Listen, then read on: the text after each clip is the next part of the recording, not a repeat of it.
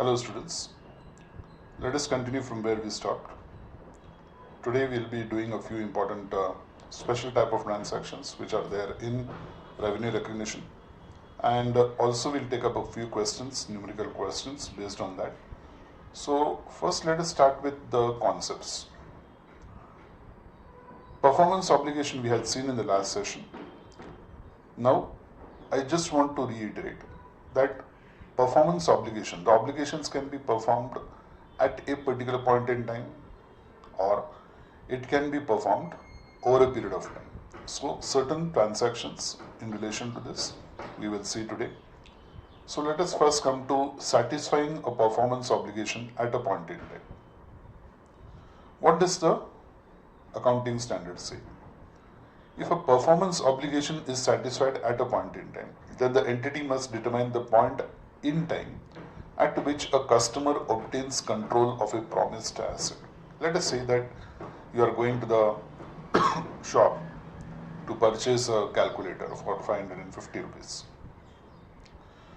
When you go to the shop, you will select the calculator, you will pay the price 550 rupees, and the calculator becomes yours. The shopkeeper gives it to you along with the box, and you become the owner of the calculator.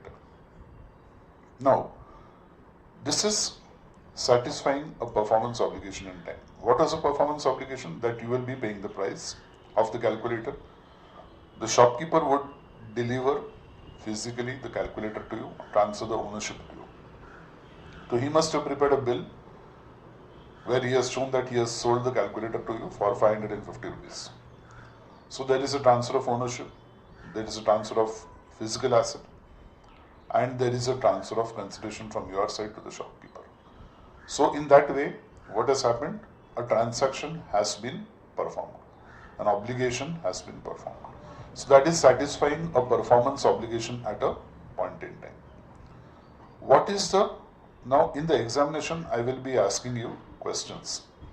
For example, when is the control of an asset transferred? What are the points that you have to know to ensure that there is a control of an asset which has been transferred? So you can see here, control of an asset refers to the ability to direct the use of and obtain substantially all of the remaining benefits from the asset. So when the shopkeeper prepares the bill and hands over the calculator to you, he has transferred the control of the asset to you. Now after he does that, you drop the calculator, you break the calculator, whatever happens, somebody comes and steals your calculator, that is your responsibility, right? Control includes the ability to prevent other entities from obtaining the benefits of an asset. Following are the indicators of the transfer of control. So these 5 points I am going to ask you in the examination. So the first point says the entity has a present right to payment for the asset. The shopkeeper has a right to receive the payment for the asset. Customer has a legal title to the asset. Customer is the owner of the calculator. Entity has transferred physical possession. The shopkeeper has transferred the possession of the asset to you. The customer has a significant risk and rewards of ownership of the asset, meaning that whatever happens to the asset now, it is up to you. It is your risk, your ownership. Customer has accepted the asset. Yes, you have accepted the calculator. Fine. Consignment inventory.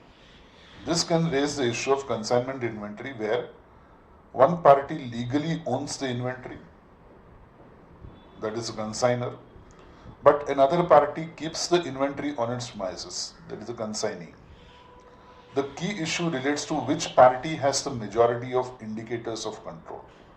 Who has got control over the asset? Whether the consignor has got the control over the asset or whether the consignee has the control over the asset. So,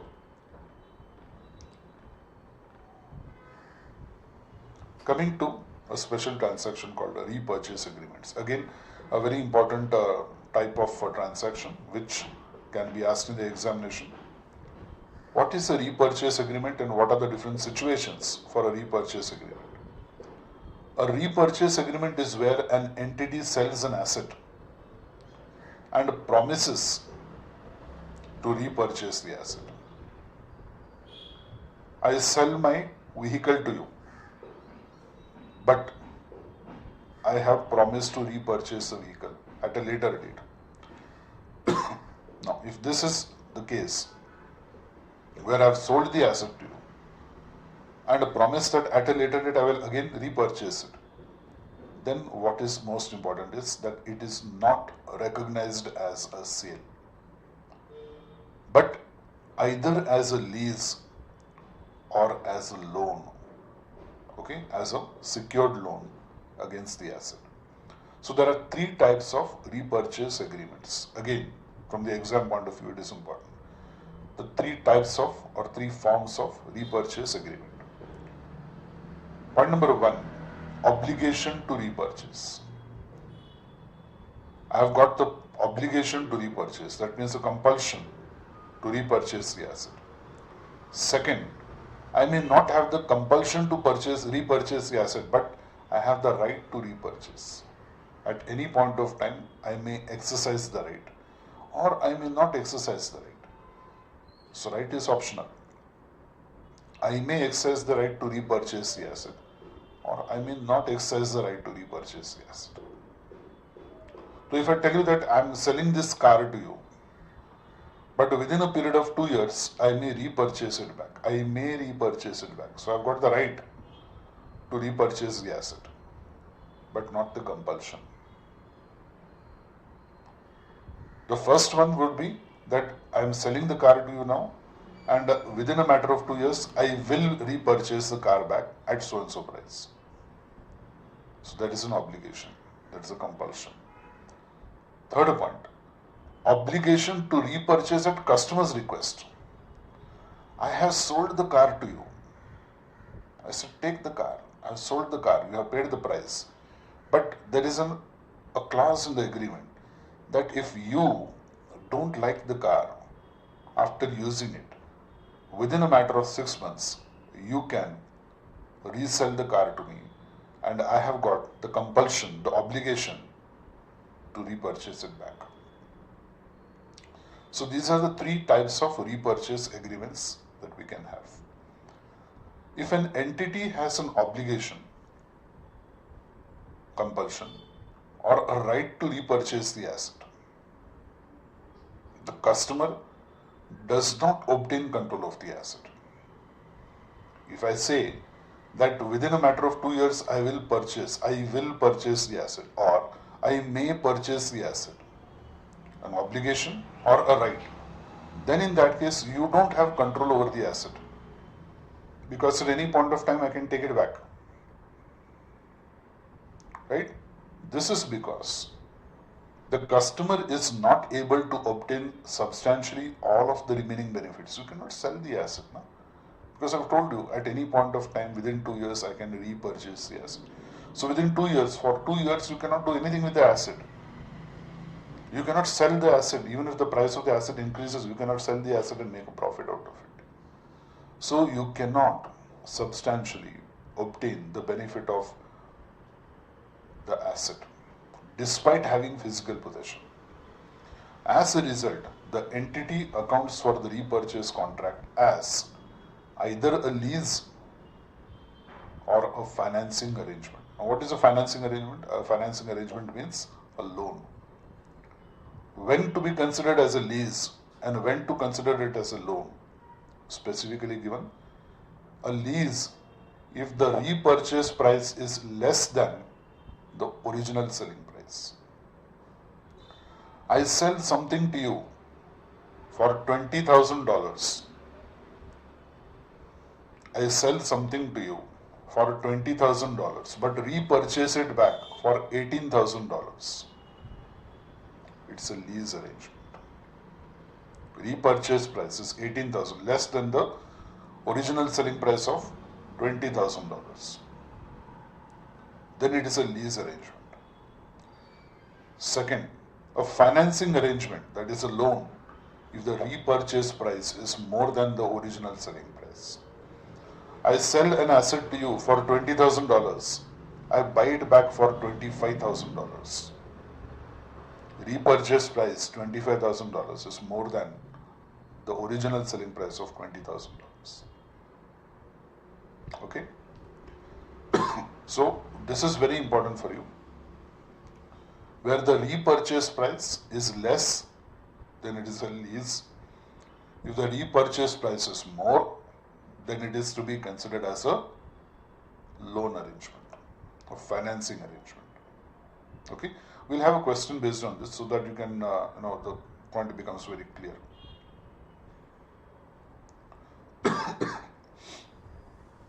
Then they said, if an entity has an obligation to repurchase the asset at the customer's request at a price that is lower than the original selling price, and the customer is likely to exercise that right, the customer is effectively paying the entity to use a specified asset for a period of time. So the contract would be a lease as per IFRS 16. Because lower than the original selling price. You can see this, lower than the original selling price. Okay. So if it is lower than the original selling price, then in that case, it is a lease.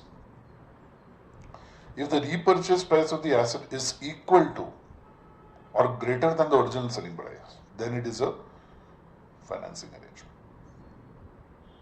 Okay, so I suppose this point is clear. So repurchase agreements are very important from the exam point of view. We will be solving a question on this also. So as I said, every concept we will try to have an example where we can solve and find out what is the solution, how to solve the question.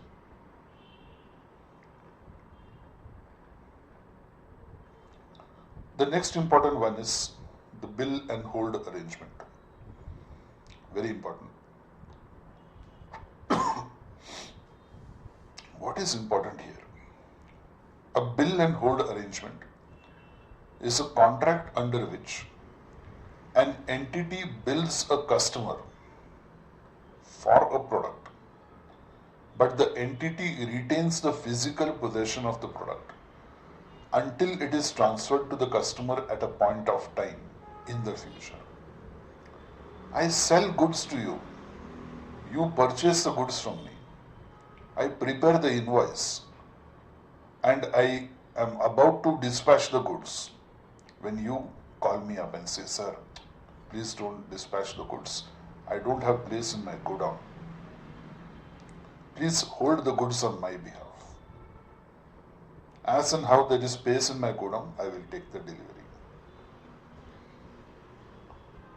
I have prepared the bill. I have prepared the invoice. You have come and identified the goods, which goods you want to purchase. You have identified. I have packed those goods. I have identified and kept it separately for dispatch. And at the 11th hour, you call me up and say, don't dispatch. See the conditions. See the points that I have told you. You have come to my factory. You have identified the goods. You have said that you want to purchase this particular quantity of goods. I have identified and kept them separate. I have told my packing department, pack it. They have done the packing. They have done everything as per your instructions. I am about to dispatch the goods. And you say that please don't dispatch. I am having some inconvenience. So fine. We'll hold the goods on your behalf. So that is called as bill and hold arrangement. I am already ready with the goods. I have prepared the bill. I have prepared the invoice. But now I am going to hold the goods on your behalf. For this to be recognized within revenue. Now, will I recognize the revenue? Yes, because I have sold the goods. I have transferred the ownership. I may not have transferred the physical possession, but I have not done that at your request. Not because I am unable. I am doing it for your benefit. So see this. For this to be recognized within revenue, the customer must have obtained control of the product. Yes, you are having control of the product. Whenever you want, you can just call me up and say, sir, please dispatch the goods. Despite it physically remaining with the entity, there may be a fee for custodial services. I may charge you rent if you are going to store it for more than a month or so, or more than 2 to 3 months, where the entity recognizes a fee for holding the goods on behalf of the customer. This performance obligation would be satisfied over time. So any revenue would be recognized on this basis. So if I am holding it for a period of 2 years, I will be charging you rent for 2 years. And 1 year's rent I will show it as current year's income, 1 year's rent I will show it as next year's income. Correct? This performance obligation would be satisfied over time, so any revenue would be recognized on this basis.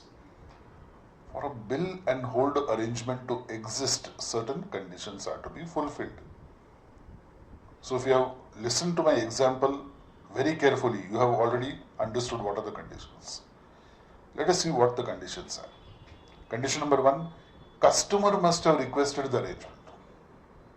Who requested in our example? You requested. You are the customer. You requested me to hold the goods because you are not having space in your godown. Second point, product must be identified as belonging to the customer. You came to my factory, you identified the goods and I kept them separately, that this is going to be dispatched to you. Third, product must be ready for physical transfer to the customer. I had done the packing. My bill was ready. I was about to dispatch. Product is ready for physical transfer. Fourth, entity cannot have the ability to use the product or sell it to someone else. Since I've already identified, you have already identified, I have done the packing as per your requirements. I cannot sell those goods to any other customer. Even if there is an emergency, I cannot sell those goods until unless you permit me to sell the goods, because control is in your hands. So these are the 4 conditions for bill and hold arrangement, which you have to check whether they are satisfied. And if they are satisfied, then it is a bill and hold arrangement. Okay? So this is where the questions will be asked in the exam. Even in the college exams, you will be getting questions based on this.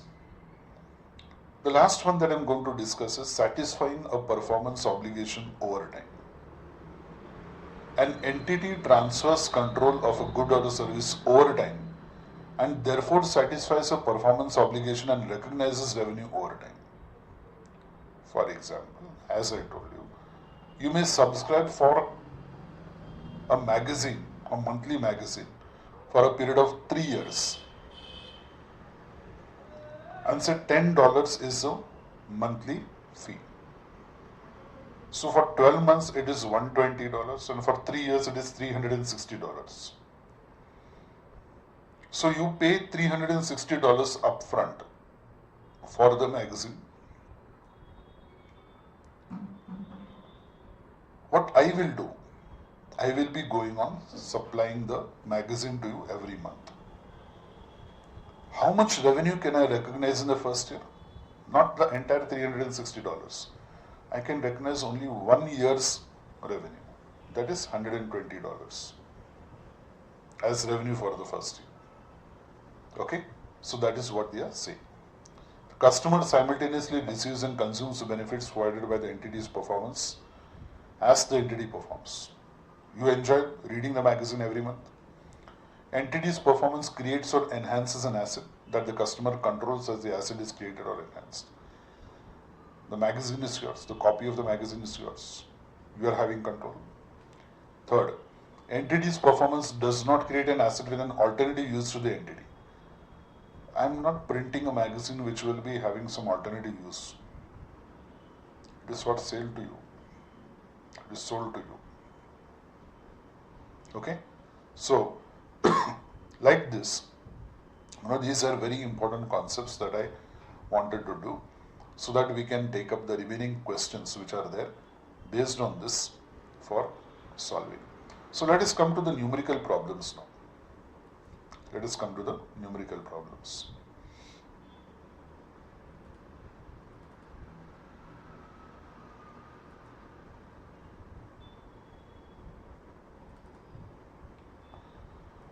I suppose you can see my Word document.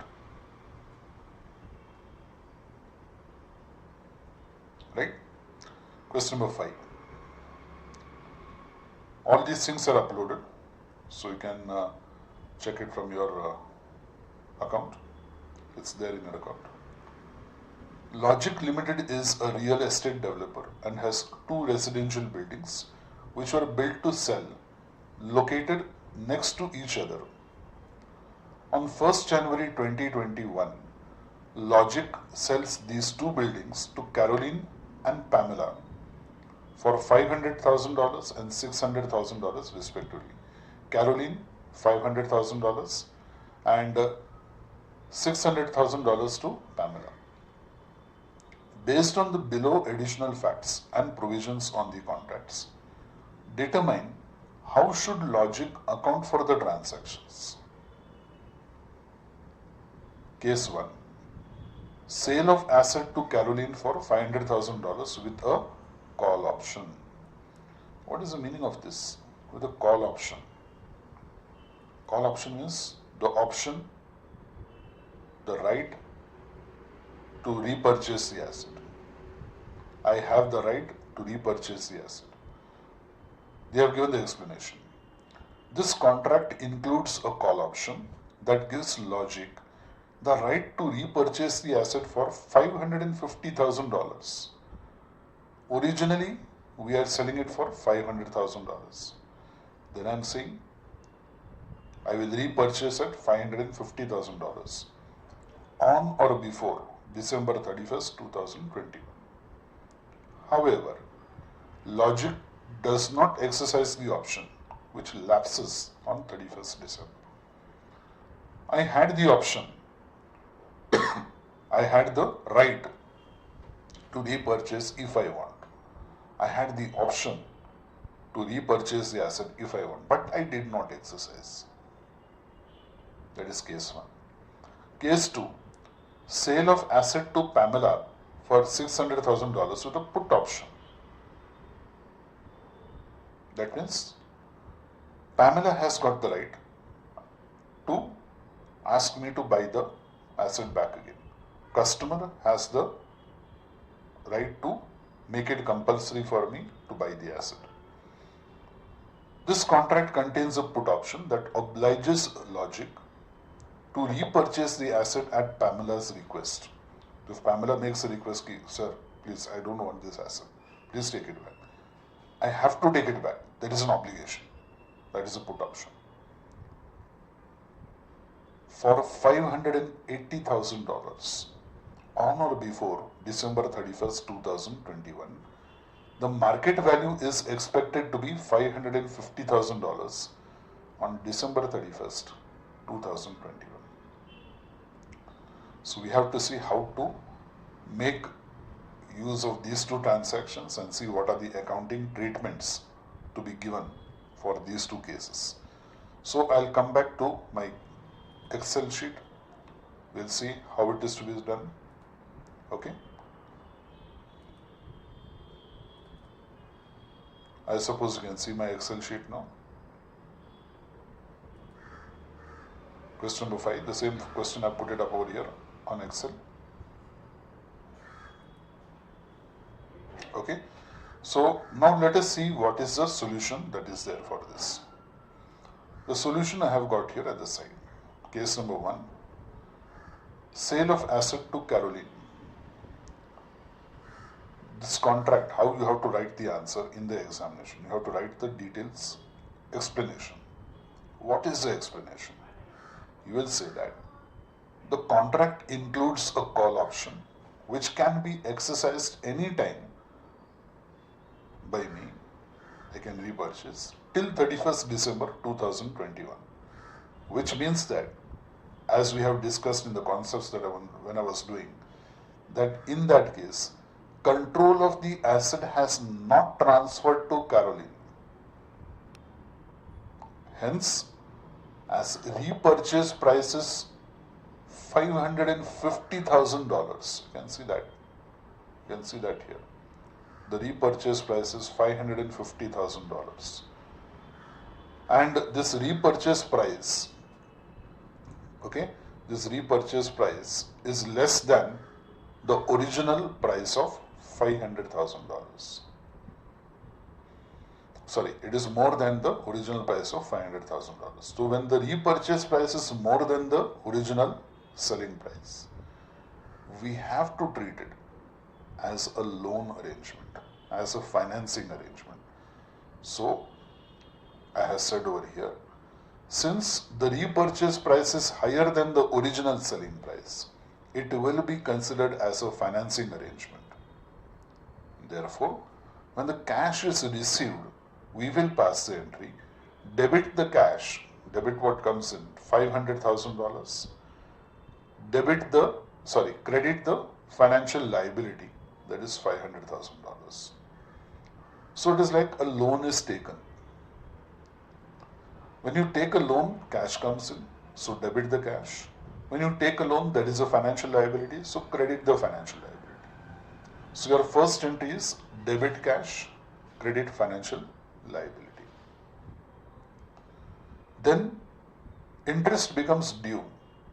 So I will show the entry for interest. Debit the interest expense because I'm paying 550,000 instead of 500.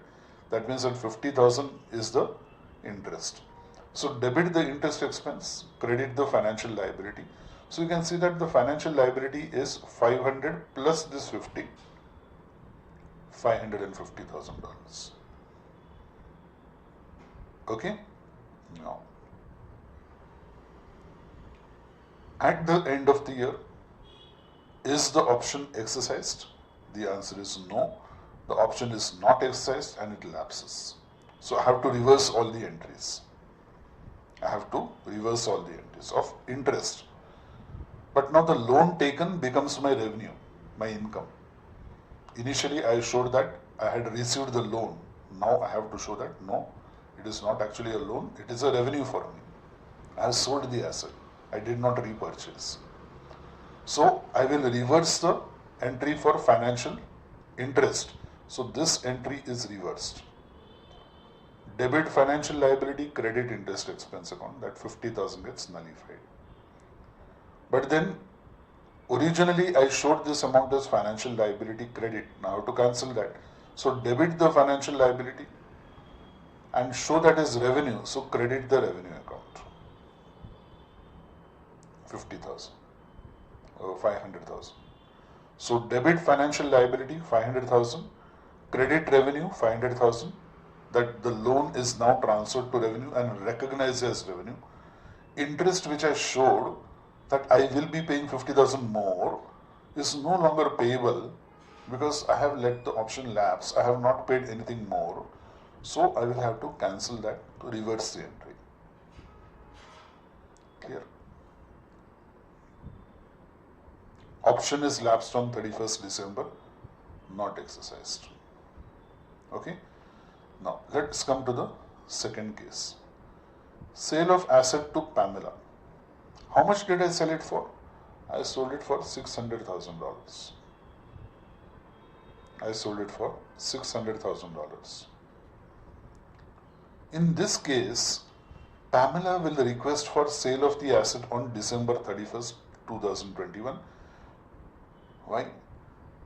Because I have agreed to repurchase at 580,000. So for me it is like a lease arrangement. For me it is a lease arrangement. I have agreed to purchase at a price, the repurchase price is $580,000, whereas the original selling price is $600,000. So the option price or the repurchase price is less than the original selling price, so it is a lease arrangement for me. Now the question is, why will Pamela sell it for 580 when she purchased it for 600? For that purpose, I have given you the market value here. You can see that market value is given. What is the market value? $550,000. That means that if Pamela goes to sell that asset in the open market, she will get only 550. Whereas if she sells it back to me, I will give her 580. She stands to benefit as compared to the market price. She is getting more, no? If she sells it in the open market, $600,000 car, she will sell at 550, loss of 50,000. If she sells it to me, there is a loss of only 20,000. And that loss, she can treat it as rent paid for using the asset on lease basis. Right now. So, what is the second case now? In this case, Pamela will request for sale of asset on December 31st because market value is 550. of the asset, it is less than the option price that I am willing to pay, 580. So if she forces me to buy, I have to buy. I have got an obligation to buy. So it will be $580,000.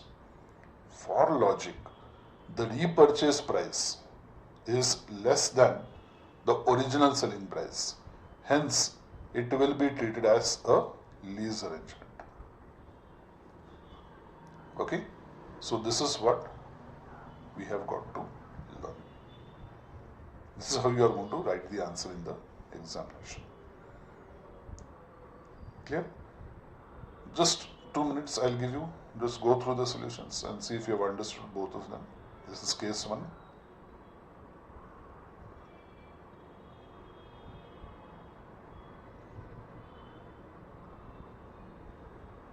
Case 1, where repurchase price is higher than the original selling price, it's a financing arrangement, loan. And in case 2, I'm having the lease price, the asset repurchase price is 580,000, which is less than this, so it is a lease arrangement.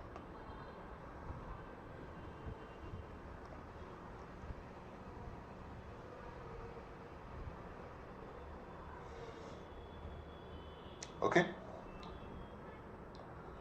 Let us come to question number 6. Question number 6, again that is given in the sheet, I've just copied it down here. Black enters into a contract with Gray Incorporation on 1st Jan 2021 for the sale of a machine and its spare parts. The manufacturing lead time for the machine and the spare parts is 1 year. On December 31st, 2021, it is at the end of 1 year, Gray Company pays for the machine and the spare parts, but only takes the physical possession of the machine. Although Gray has inspected and accepted the spare parts, Gray requests that the spare parts be stored at Black's warehouse because of its close proximity to Gray's factory. What is this bill and hold arrangement? What are the conditions? For a bill and hold arrangement, Gray has inspected means identified the asset. Gray has accepted the asset. Customer has identified the asset. Customer has accepted the asset. Okay? Gray has requested, the customer has requested that the spare parts be stored at Black's house. Black stores the spare parts in a separate section of the warehouse. And the parts are ready for immediate shipment. That means the goods are ready for delivery. Black stores the parts for 2 years and does not have the ability to use the spare parts or direct them to another customer.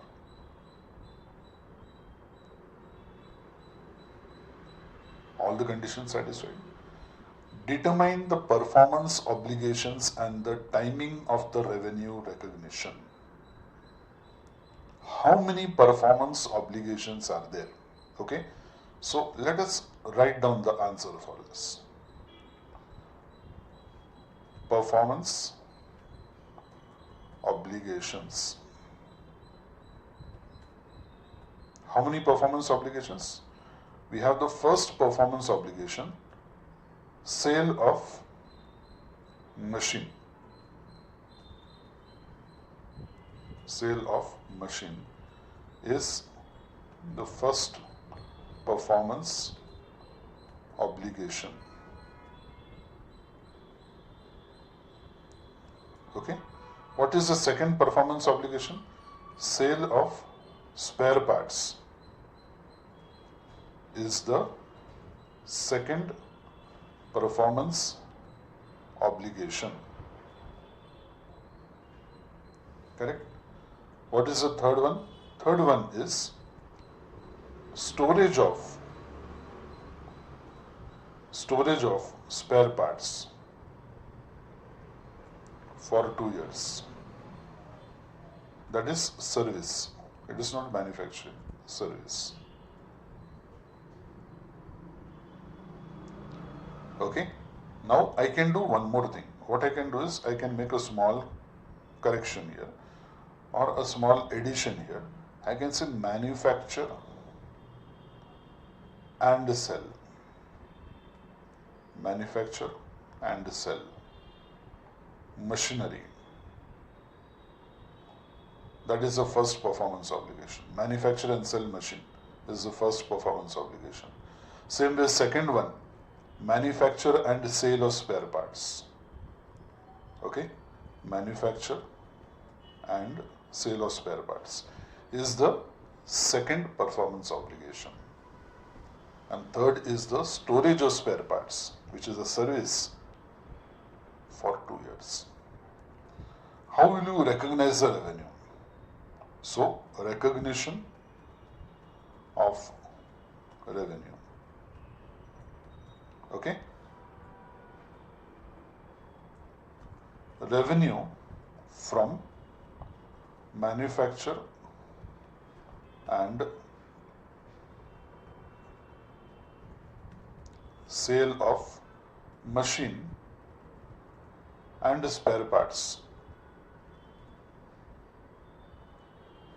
will be recognized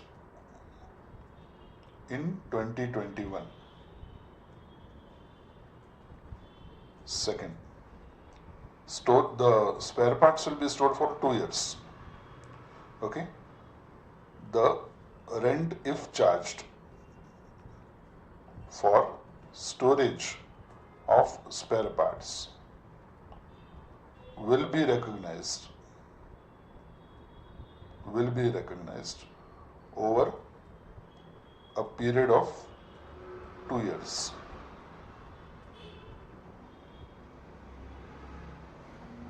Okay, so this is how you will be writing the answer. It's a very short answer, but you have to recognize as to which is what over here.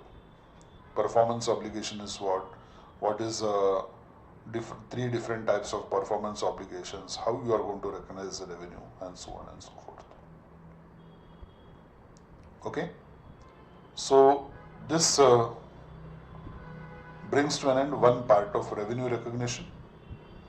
So in my next session, I will be taking up revenue recognized from contracts. What is the procedure involved? What are the steps involved? And how to solve problems in the examination, because problems based on contract cost is going to be very, very important from exam point of view. Okay, so I'll meet you in the next session. Till then, revise all the things that we have done, and if any difficulties are there, let me know so we can take it up.